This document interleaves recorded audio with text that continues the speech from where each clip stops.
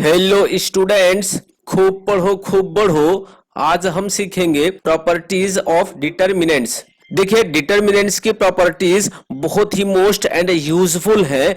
हम इनका जो है डिटर्मिनेंट्स के बहुत सारे क्वेश्चंस जो है प्रॉपर्टीज के द्वारा बहुत ही सिंपल और इजी वे में कर सकते हैं। और कहते भी है किसी भी प्रॉपर्टी को लेकर के कि जिसने प्रॉपर्टी सीख ली समझो उसने जंग जीत ली। तो यहां पर हम जो है डिटर्मिनेंट्स की प्रॉपर्टीज को सीख करके डिटर्मिनेंट्स के क्वेश्चंस को सॉल्व करने की जंग जीतेंगे। तो फिर आइए, स्वागत है आपका, सीखते हैं प्रॉपर्टीज ऑफ डिटर्मिनेंट्स। देखिए प्यारे बच्चों, फर्स्ट प्रॉपर्टी बहुत ही सिंपल और आसान, छोटा सा नन्हा सा प्यारा सा मुन्ना हीरो है जो डिटर्मिनेंट को बनाता जीरो है। प्रॉपर्टी कहती है कि if each element in any row और in any column is zero then the value of the determinant is zero.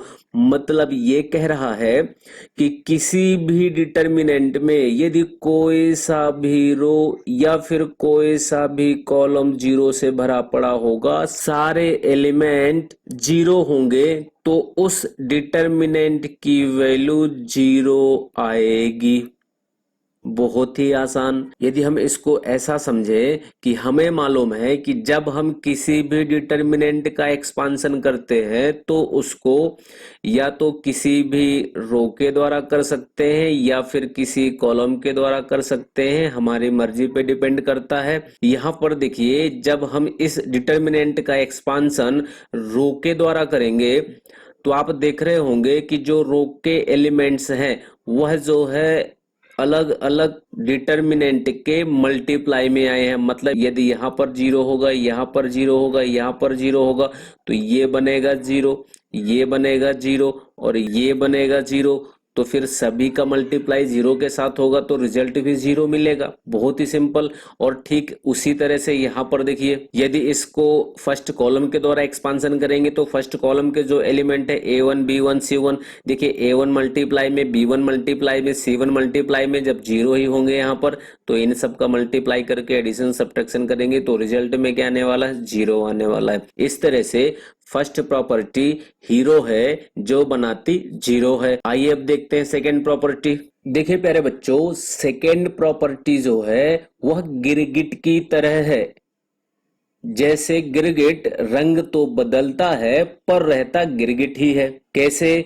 देखो, कहता है कि the value of the determinant remains unchanged if its rows and columns are interchange. रहेगा unchange, मतलब ये कह रहा है कि किसी भी डिटर्मिनेंट्स के यदि रो को कॉलम में इंटरचेंज कर दें, आपस में इनको बदल दें, रो में जो एलिमेंट्स लिखे हैं उनको कॉलम में लिख दें, तो जो रिजल्ट में वैल्यू आती है, देखिए यहाँ पर जो रिजल्ट में वैल्यू आती है वह दोनों की सेम होती है। ये सेकेंड प्रॉपर्टी कहती है कि the value of the determinant remains unchange if its rows and columns are interchange. Second property गिरगिट। एक बात और याद रखिएगा कि यदि हम चेंज करेंगे तो सारे रो को कॉलम में कन्वर्ट करेंगे। ऐसा नहीं कि एक रो और एक कॉलम को बदलें।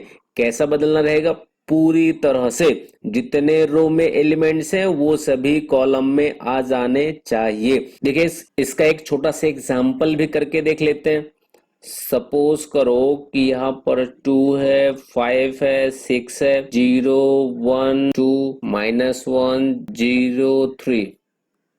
इसकी वैल्यू निकाल के देखते हैं कितनी आएगी। फिर उसके बाद यदि हम इसको इंटरचेंज कर देंगे, जो रो में एलिमेंट्स हैं उनको कॉलम में लिख दें। 2 5 6 अभी रो में है तो 2 5 6 कॉलम में आ जाएगा। उसके बाद ये सेकेंड रो 0 1 2 है, यह सेकेंड कॉलम बनेगा 0 1 2। और फिर थर्ड रो में -1 0 3, यह थर्ड कॉलम बनाएगा। इसकी वैल्यू देखते हैं, दोनों की वैल्यू यदि सेम आएगी मतलब सेकेंड गिरगिट कंप्लीट होगा। देखिए, यदि इसको एक्सपांड करेंगे तो सबसे पहले 2 आएगा। 2 का मल्टीप्लाई जो है इस डिटर्मिनेंट के साथ होगा तो 1 का 3 के साथ मल्टीप्लाई, 0 का 2 के साथ मल्टीप्लाई 0 और 3 माइनस 0 दैट इज 3, 3 का 2 के साथ मल्टीप्लाई 6, फिर लगेगा -5 और देखिए 5 को लेकर के कर रहे हैं तो ये और ये हटेगा, 0 2 और -1 3 के साथ होगा, तो 0 का 3 के साथ मल्टीप्लाई 0 माइनस और -1 2 का -2 तो -2 माइनस बनेगा +2,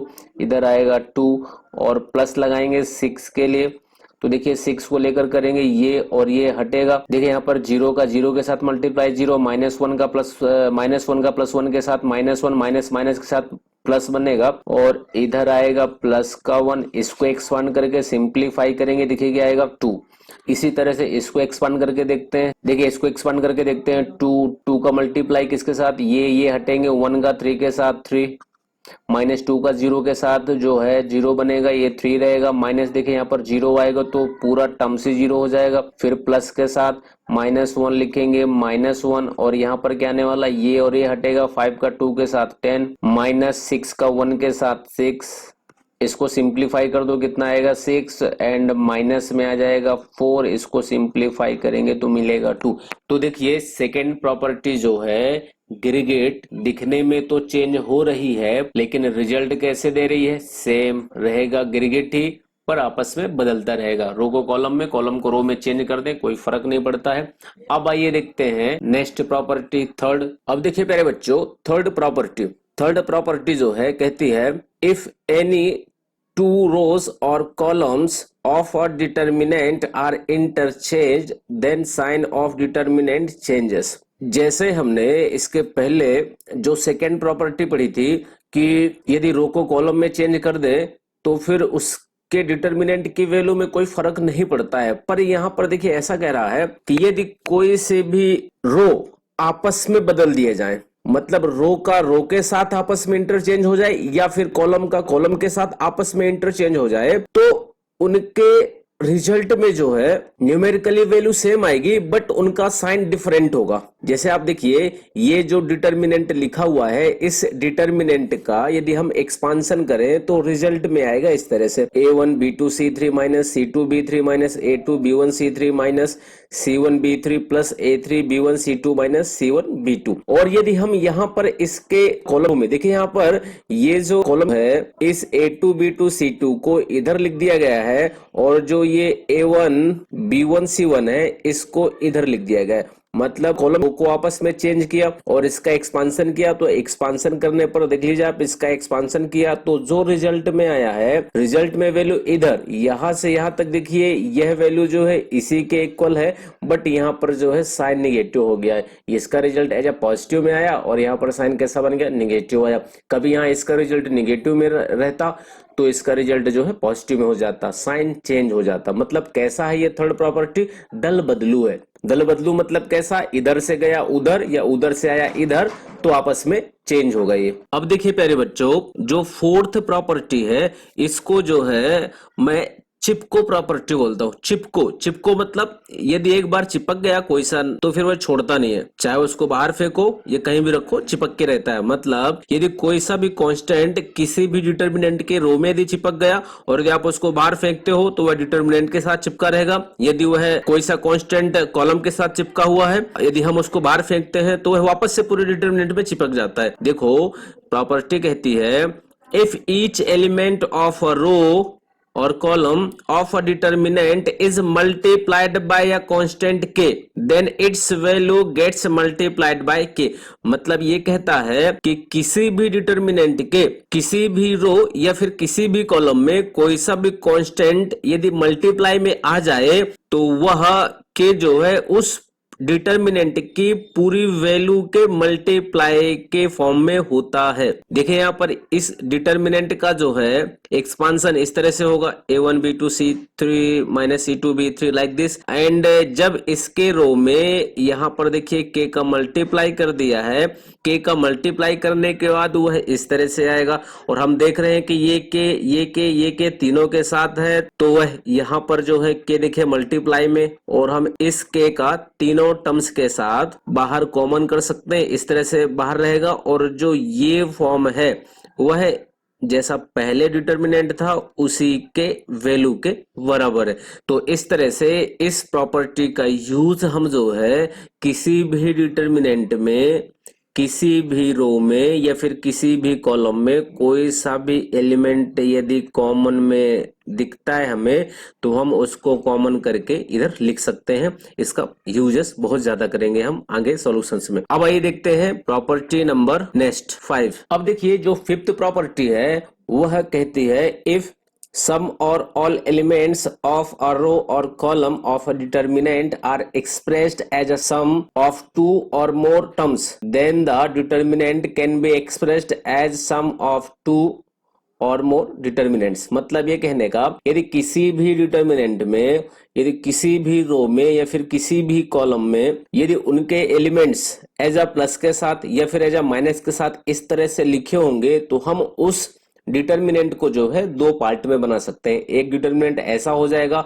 जो आप देख रहे हैं यहाँ पर कि इसके जो है इस एलिमेंट और इस एलिमेंट को लेकर के ये फर्स्ट वाला जो है डिटर्मिनेंट बन जाएगा, और ठीक इसी तरह से ये जो एलिमेंट है इनका और वापस से इनका यूज करके सेकेंड वाला एलिमेंट बन जाएगा। इस तरह से ये फिफ्थ प्रॉपर्टी कहती है। इस प्रॉपर्टी को जो है मैं खंड खंड विखंड कहता हूं। मतलब यदि कोई खंड में बटा रहता है तो फिर बाद में उसके विखंड हो जाते हैं, मतलब दो टुकड़े में आ जाता है वो। यदि इसी तरह ये अभी कॉलम में है, यदि रो में भी इस तरह से एलिमेंट यदि होते हैं माइनस के साथ या फिर प्लस के साथ, तो यहाँ पर वही साइन आ जाता जिसके साथ इन सभी के साथ साइन होता, और उनको अपन इस तरह से लिख सकते हैं। अब आइए देखते हैं सबसे मोस्ट और सबसे ज्यादा यूज होने वाली प्रॉपर्टी नंबर 6। देखिए प्यारे बच्चों, 6 नंबर की प्रॉपर्टी कहती है if to each element of a row of a determinant be added or subtracted the equimultiples of the corresponding elements of one or more rows, then the value of determinant remains the same। देखिए इस property में ऐसा है कि हम किसी भी determinant में किसी भी रो या फिर किसी भी कॉलम में किसी एलिमेंट का मल्टीप्लाई करके उसको अदर्स रो या फिर अदर्स कॉलम में ऐड कर सकते हैं। कहने का मतलब कि जैसे सपोज कीजिए कि इस रो में एक कांस्टेंट k का मल्टीप्लाई कर दिया, और मल्टीप्लाई करने के बाद जो ये C1 C2 C3 है ये KC1 KC2 KC3 बन जाएंगे, और उनका फिर इस रो के साथ एडिशन कर देंगे। तो जो नया डिटर्मिनेंट बन करके आएगा उसकी न्यूमेरिकल वैल्यू एंड इसकी न्यूमेरिकल वैल्यू में कोई फर्क नहीं पड़ेगा, दोनों जो है सेम रहेंगे। देखिए फर्क क्यों नहीं पड़ता है, जैसे ये जो डिटर्मिनेंट बनकर तैयार हुआ है इसमें आप देख रहे हैं कि इस फर्स्ट रो में A1 plus KC1 A2 plus KC2 A3 plus KC3, हमने जस्ट इसके पहले फिफ्थ नंबर की प्रॉपर्टी में क्या देखा था कि किसी भी डिटर्मिनेंट के हम दो टुकड़े बना सकते हैं, खंड खंड विखंड। मतलब यदि यहाँ पर कोई सा भी रो या फिर कॉलम खंड में है तो हम उसके दो विखंड बना सकते हैं। तो यहाँ पर इसको हम कैसा लिख सकते हैं, इस A1 B1 C1 and A2 B2 C2 and A3 B3 C3 के साथ ये डिटर्मिनेंट बनाएंगे, एंड जो ये KC1 एंड ये जो इधर B1 C1 है इसी तरह KC2 और ये B2 C2 and KC3 B3 C3 इनका यूज करके ये डिटर्मिनेंट बनाएंगे। अब ये इन दोनों डिटर्मिनेंट में ये जो डिटर्मिनेंट है ये फर्स्ट के जैसा था जैसा पहले था, लेकिन ये जो है नया आया। इसमें हम क्या देख रहे हैं कि फर्स्ट रो में के सभी एलिमेंट्स के साथ कॉमन के फॉर्म में है, तो हम उसको जो है इस तरह से कॉमन निकाल सकते हैं, और जो इधर बचेगा डिटर्मिनेंट उसमें हम देख रहे हैं कि ये रो और ये रो दोनों सेम है, और जब सेम है तो इसका जो रिजल्ट वैल्यू आएगा वह 0 के बराबर होगा, और k का 0 के साथ मल्टीप्लाई करेंगे तो 0 बनेगा।